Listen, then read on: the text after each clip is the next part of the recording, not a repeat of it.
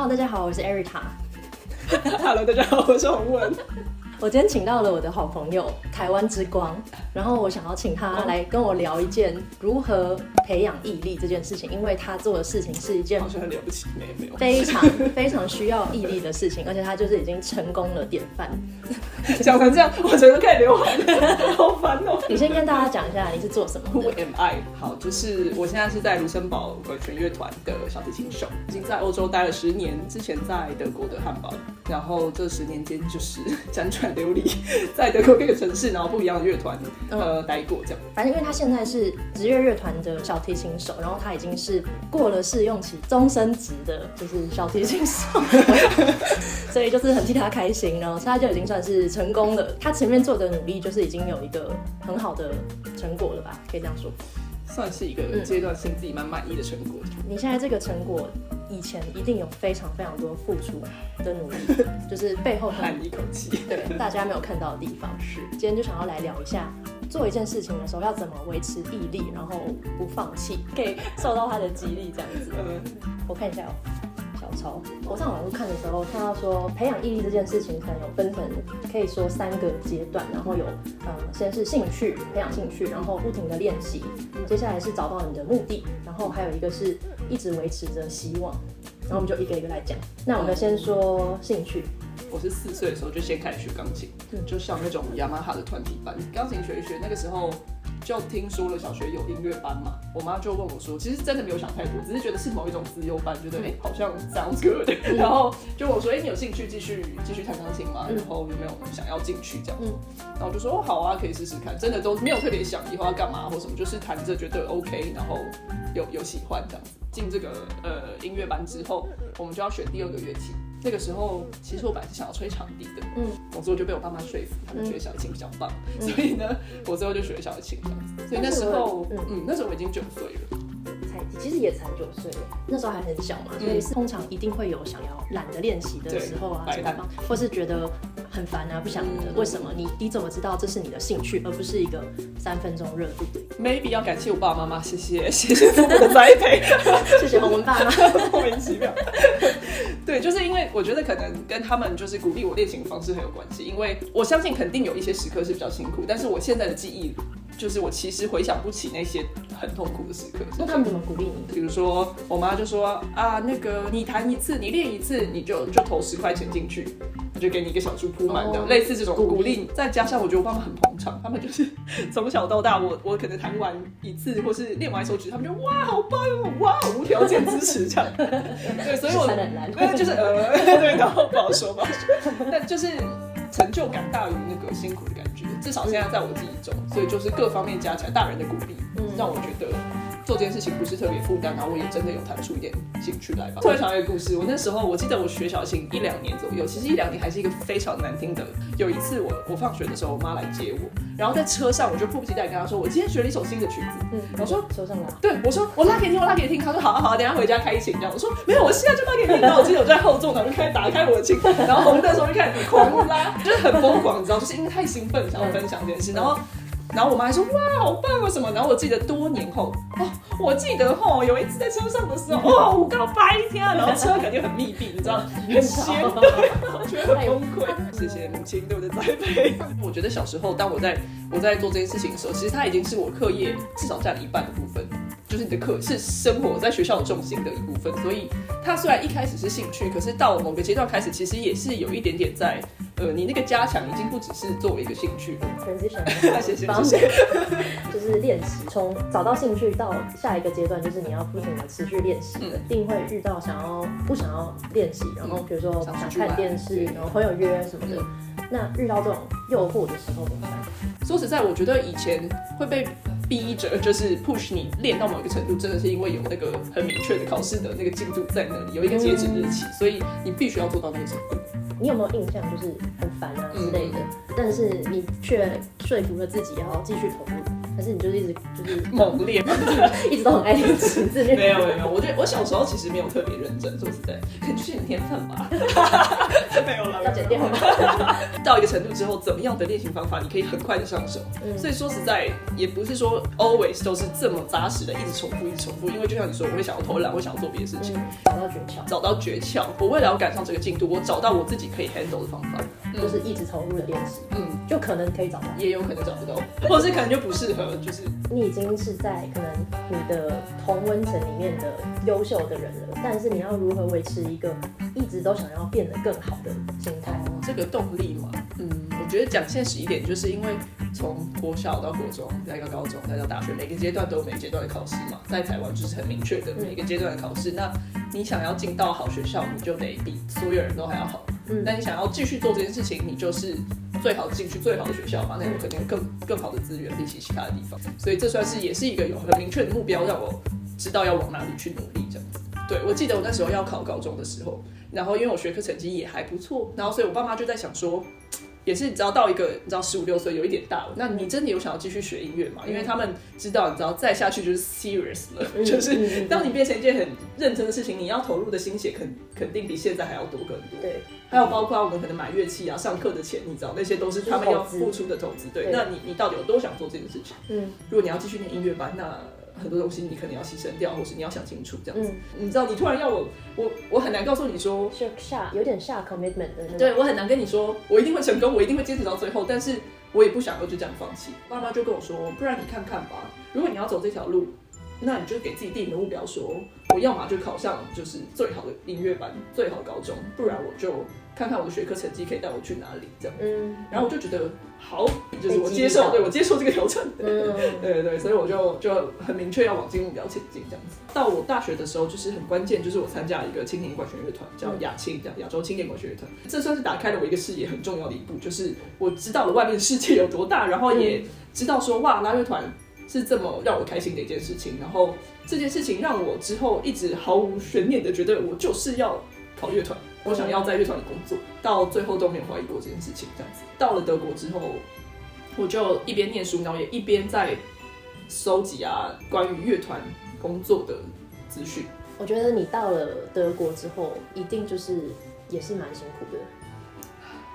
就我觉得，其实出国的人大家都很辛苦，都有不为人知的一面，不为人知的辛酸血泪。对，大家都不会讲出来。对，所以我要澄清，就是其实如果要以音乐为职业，不一定是就只有考乐团这条路，其实还有很多不同的选择。然后我想问你一个问题，就比较严肃，你有没有想要放弃过？到某一个阶段为止，我都没有怀疑过，但是到某个阶段太痛苦，就是太挣扎的那个时期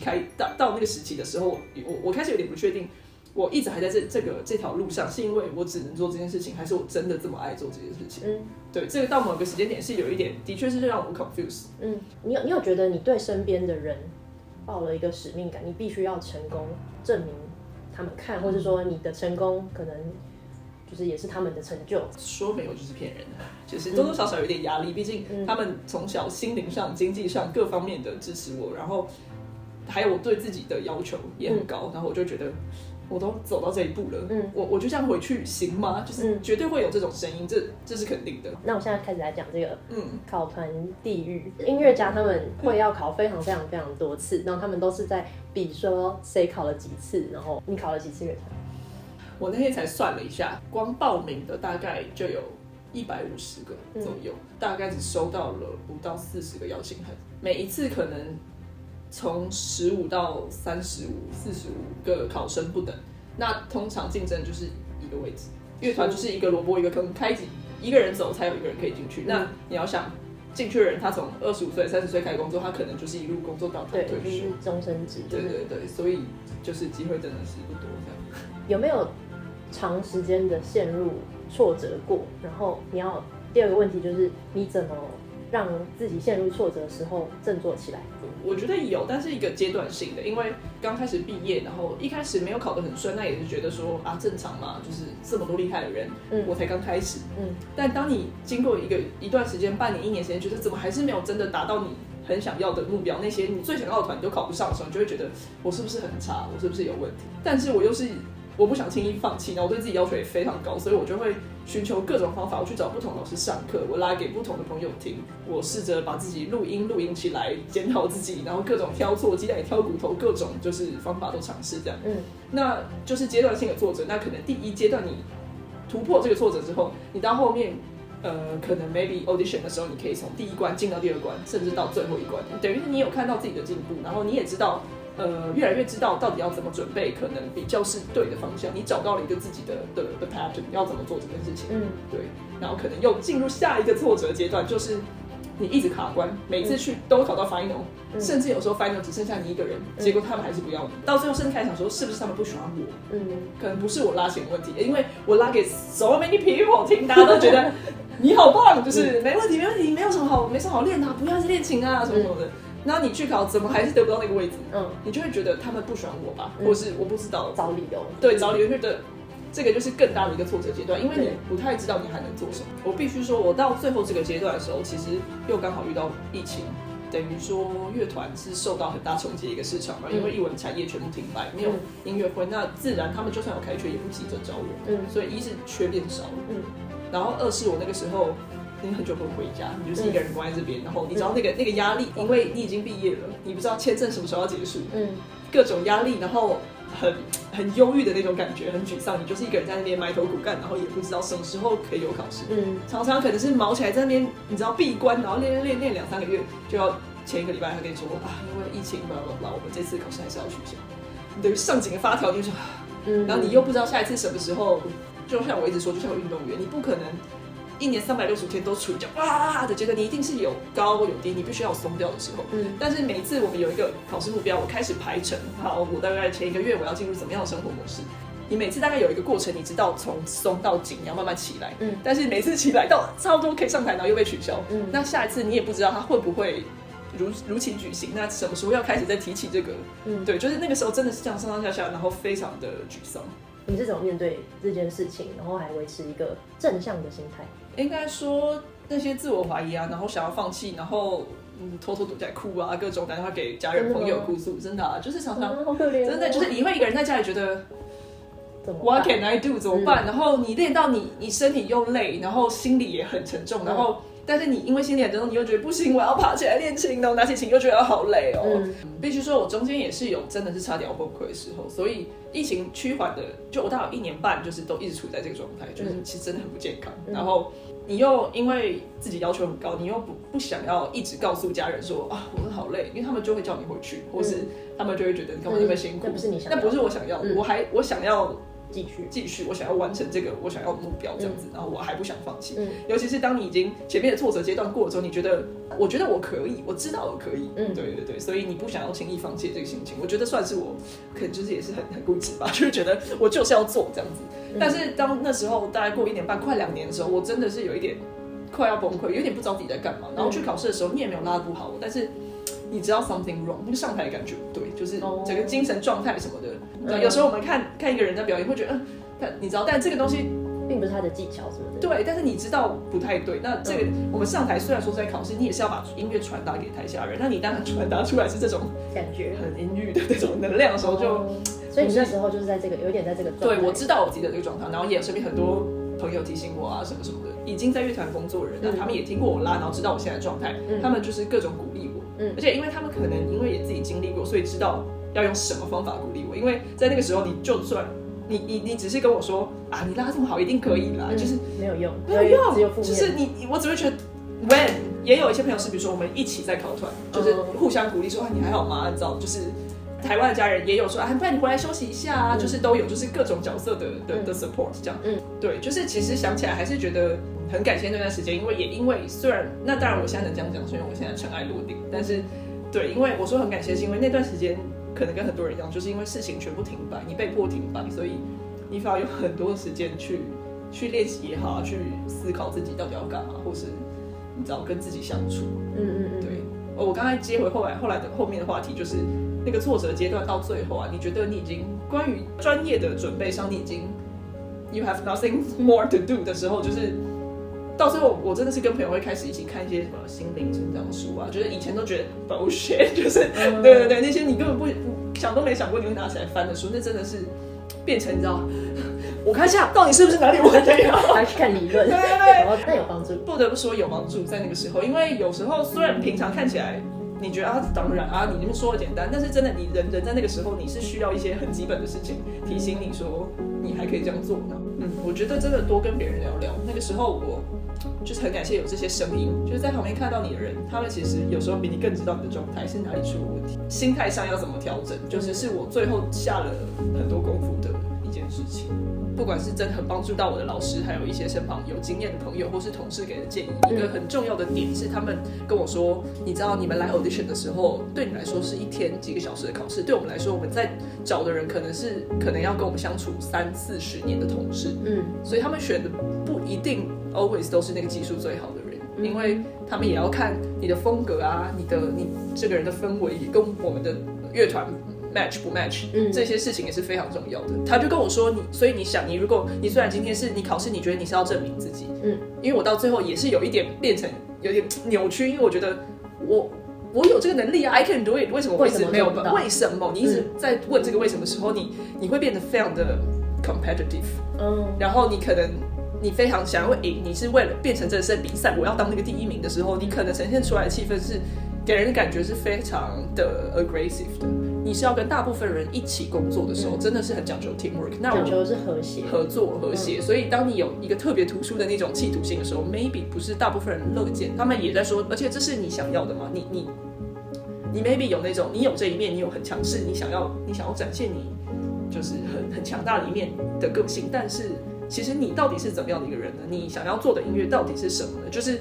只是因为我们为了 audition 要考试找工作，变成了一个竞争。等于有点提醒我回到一开始的你4岁的时候，对，你的目的是你对，没错，这头都要哭了。就是4岁的时候喜欢音乐的那个心，对，在车上，然后突然觉得我就是要拉给你听，你甚至没有觉得你拉的好不好听，你只是觉得很快乐，我想要拉给你听。对，真的，我到最后真的是被提醒了这件事情。考试的心态我就开始慢慢的调整。当然那之后我不是马上就考到了卢森堡，那前面我还有考了几个3-4个不同的乐团这样子，然后一样也是那个我每一次都是到最后一轮这样子，然后甚至我说的只有一个人在最后一轮还是没有被选上的考试，也有在那怎么会这样那3-4次发生。就我到后面会觉得说，好吧 ，maybe 他们真的觉得我不是一个很好的 match。现在过了之后，我并没有很怨万叹，就是他们当时就是为什么没有收我，因为。对，我觉得，因为他们那时候的决定造就了现在的你啊。对，所以我要讲，就是我最后一次考卢森堡上台的时候，我非常明确的感觉到自己的不一样。然后我那一次也是在我签证到期前1个月，就是我知道我有一个 deadline， 然后